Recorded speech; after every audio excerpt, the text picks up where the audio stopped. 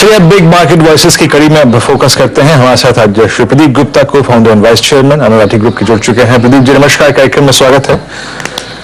आज आपसे मुलाकात ऐसी लग रही है जैसे कि कथा होने के बाद पूरी की पूरी प्रसाद वितरण का समय आ चुका है ना सर? जैसे होता है ना, सब कुछ हो गया, अब सिर्फ प्रसाद ग्रहण करने का वक्त है। सारे इवेंट्स चलेंगे सर, अर्निंग चीजें चलेगी, क्रूड देख लिया आपने, यूएस देखा आपने, पॉलिसी देख ली।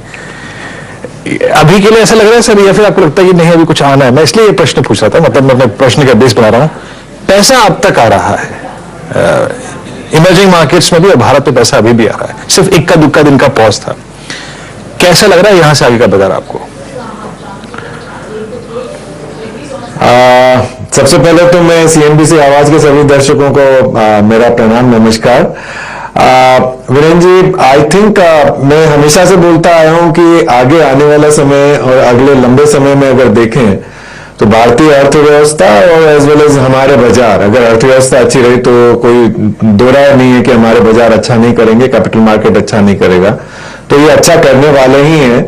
और इकोनॉमी की ग्रोथ अगर देखें और वर्ल्ड इकोनॉमी के कंपैरिजन में पैरामीटर में देखें तो इमर्जिंग मार्केट और इमर्जिंग मार्केट में इंडियन इकोनॉमी की ग्रोथ अभी भी बहुत अच्छी आंकी जा रही है, मानी जा रही है। 2024 के जो भी एक्सपेक्टेड जीडीपी ग्रोथ के जो एक्सपेक्टेड रिटर्न या रिजल्ट्स या मानदंड दिए गए हैं, आप देखें तो अभी भी जो बात हो रही है 5.9% से 6.4 6.5% के आसपास की बात हो रही है। और हमारा ये मानना है कि 2024 में भी अपनी इकोनॉमी, भारतीय अर्थव्यवस्था 6.2 से 6.5 के आसपास ग्रो करेगी। और ये growth I think across the world I think one of the best होगी या बेस्ट होगी, टॉप पे होगी।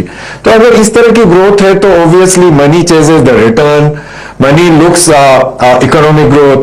आई थिंक ये एक बेसिक फंडामेंटल स्टोरी हमेशा चलेगी और इसलिए पैसा कंटिन्यूअस फ्लो होगा। और मुझे लगता है आगे आने वाले समय में भी FI flow, FPI flow, FDI flow हमेशा यहां बना रहेगा।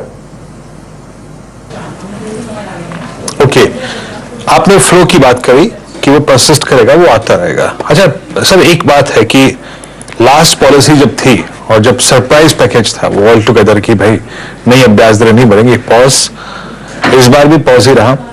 लेकिन हुआ ये कि इस पूरे एंटायर प्रोसेस में सब भागे, एनबीएफसीज भागे, बैंक्स भागे और रियल स्टेट भागा, रियल स्टेट इंसिलरी भागा, ऑटो भागे, सब कुछ भागा। लेकिन इस बार की पॉलिसी और आई थिंक जो खबरें हमारे इर्द गिर्द हैं, and specially with concerns pertaining I think a decent monsoon El Nino के चलते, और आप शुगर को देखिए 2 दिन से भाग रहा है ताबड़तोड़ तेजी यहाँ पर। क्या आपको लगता है कि एक जो जल्दी रेट कट आने वाला था वो प्रोसेस थोड़ी डिफर हो गई है, और ऐसे में रेट सेंसिटिव्स अगले 1-2-3 महीने के अंतराल में अब क्या करेंगे, कैसे करेंगे, इस पर आपकी टिप्पणी? देखिए, रेट कट का जहां तक सवाल है, उसका रेट कट का डिसीजन एक कई फैक्टर्स को देखते हुए, मद्देनजर रखते हुए करना पड़ता है। तो मुझे उस समय भी हम लोगों का यही अनुमान था कि रेट कट या पॉज वाली पॉलिसी अभी कुछ क्वार्टर चलेगी, 3 या 6 महीने चलेगी, ताकि एक स्टेबिलिटी हो, क्योंकि इसमें इन्फ्लेशन को देखने की जरूरत है, वो कैसा कर रही है।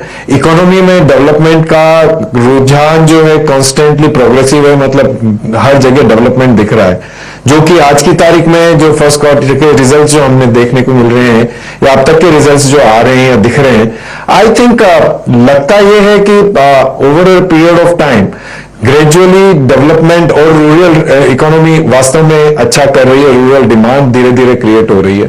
तो ये सारे पॉजिटिव हैं, बट इनको जब तक पूरी पुख्ता नहीं हो जाती तब तक रेट कट का डिसीजन जो है इतनी आसानी से नहीं आने वाला है। तो हो सकता है 3-6 महीने और लगे रेट कट के, बट रेट पोज होना भी एक सबसे बड़ी उपलब्धि है।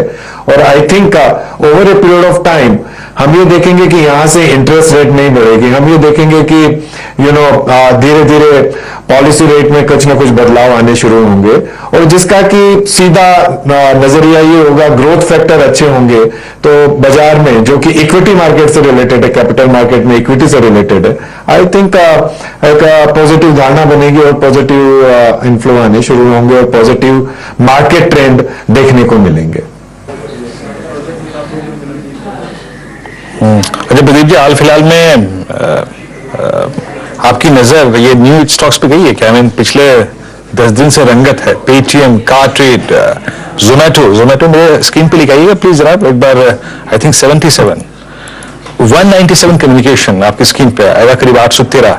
इनके जब आईपीओ आए थे, आई थिंक ये सब जानते थे, उस वक्त मार्केट ऑल टाइम हाई पे था। वैल्यूएशन अगर आप देखें तो काफी ऊंचे थे। इनके पेयर नहीं थे मार्केट में ताकि इनके वैल्यूएशन से तर्कसंगत कंपैरिजन किया जा सके, बट अब सब कुछ है, धरातल पे है। अब आप लोगों को इस स्पेस में कुछ अच्छा लग रहा है क्या प्रदीप जी?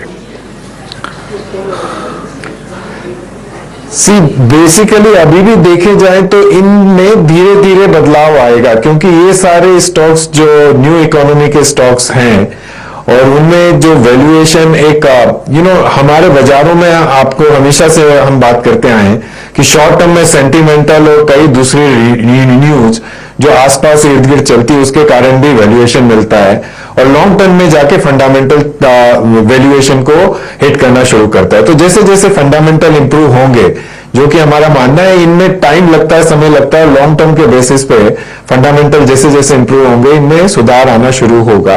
बट उसके पहले अगर अभी देखें तो मुझे ये लगता है कि सेक्टर वाइज अगर मैं बात करूं तो आई थिंक इंफ्रास्ट्रक्चर स्टोरी अभी भी अच्छी है और अच्छी रहेगी। बैंकिंग स्टोरी, फाइनेंस स्टोरी अभी भी अच्छी है रहेगी।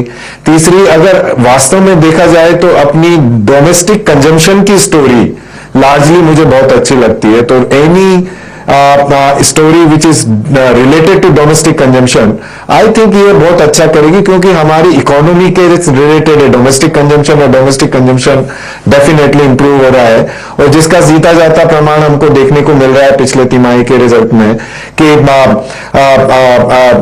रूरल डिमांड धीरे धीरे इंप्रूव होती जा रही है। और अगर हम वास्तव में एनालिसिस करें mid and small versus large cap stocks में, तो मिड एंड स्मॉल स्केल्स में काफी अच्छा बदलाव देखने को मिला है। अच्छा प्रदीप जी, हाल फिलहाल में अपने क्लाइंट्स को बहुत कन्विक्शन के साथ या फिर अपने एचएनआई क्लाइंट्स को जो स्पेस या फिर स्टॉक्स आप लोगों ने चेस करने की वकालत की हो, या फिर कहा हो कि इस पर थोड़ा सा एक्सपोजर बढ़ाना चाहिए, जिसको मैं अब तक इस कार्यक्रम में या फिर आपकी चर्चा में अब तक नहीं छुपाया हूं, वो स्पेस क्या है? स्ट्रॉन्ग कन्विक्शन वाला, चाहे वो मिड कैप में या फिर लार्ज कैप में। नहीं, देखिए अभी आपने देखा पिछले एक महीने से, आई थिंक मैं पिछली बार आपके साथ ही था, तब मैंने बात की थी कि मिड कैप के स्टॉक में क्योंकि वैल्यूएशन चीप लगते हैं तो वहां पे तेजी देखने को मिली, और उसके बाद ऑलमोस्ट पिछले एक महीने में मिड कैप स्टोरीज अगर देखें तो स्टॉक वाइज अगर मैं बात करूं तो बिटवीन 7% से लेकर 25% तक हर प्रत्येक स्टॉक बढ़ा है। तो अप्रिसिएशन वहां पे हुआ है और वो कंटिन्यू रहने वाला है, बिकॉज सिंपल रीजन है वहां पे सेल्स ग्रोथ देखने को मिली है, वहां पे बॉटम लाइन जिसको कि बोलते हैं प्रॉफिट ग्रोथ देखने को मिली है, और वहां पे कांस्टेंट ग्रोथ आ रही है। सवाल ये कि आपकी नजर सही जगह है, सवाल ये कि आप एकदम फंडामेंटल बेसिस पे उसमें निवेश कर रहे हैं। और मेरा हमेशा से मानना रहा है कि मिड एंड स्मॉल कैप की स्टोरी इंडिया स्टोरी है, India story mid and small cap की स्टोरी है, इट्स अ वाइस वर्सा। सो अगर वास्तव में इंडिया की स्टोरी में निवेश करना है और हम लॉन्ग टर्म हैं, तो definitely mid and small cap is a sector जहां पे देखना चाहिए। अब आज के परिप्रेक्ष्य में अगर देखें तो सेंसेक्स अभी ऑल टाइम हाई पे है, और कुछ एक स्टोरी जो लार्ज कैप में आती है वो बन सकती है, तो शॉर्ट टर्म में वहां पे अप्रिसिएशन आएगा, बट बाय एंड लार्ज अगर परसेंटेज टर्म में एक्स्ट्रा ऑर्डिनरी रिटर्न या एडिशनल रिटर्न देखने को मिले तो I think mid and small cap stories है।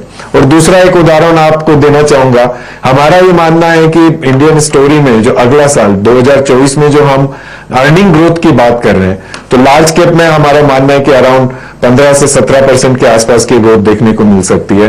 मिड कैप स्टॉक में या मिड कैप सेक्टर सेगमेंट में अराउंड 20 से 25% की ग्रोथ देखने को मिल सकती है, और स्मॉल कैप सेगमेंट की साइड में 25 से 30% की ग्रोथ हमारा अनुमान है कि देखने को मिल सकती है। तो इस तरह का एक हमारे को ये दर्शाता है कि अभी भी अगर मिड कैप और स्मॉल कैप में अगर हम निवेश करें और निवेश लंबे समय के लिए करें तो रिटर्न की एक्सपेक्टेशंस काफी अच्छी रहेगी। ओके प्रदीप जी, बहुत बहुत शुक्रिया आप इस कार्यक्रम में शामिल हुए सर, सभी सेक्टर्स पे अपना व्यू रखा आपने, और बहुत बहुत शुक्रिया सर। और बेहद खूबसूरत रहे आपका इस सप्ताहांत जो कि Thank you. छुट्टियों के बीचों बीच पड़ रहा है। कहीं कहीं घूमने का प्लान सर, ओवरसीज या फिर इंडिया में हाल फिलहाल में गए हो या फिर जाने का प्रोग्राम? जी। अभी फिलहाल तो नहीं, नियर फ्यूचर में तो नहीं, बट हाँ बन सकता है जुलाई में शायद बने। Okay, that's good. अगेन एक बार फिर से आपको नाइस वीकेंड सर। चलिए अब लौटते हैं बाजार की तरफ। It's 18,572 and 44,000 on Nifty Bank।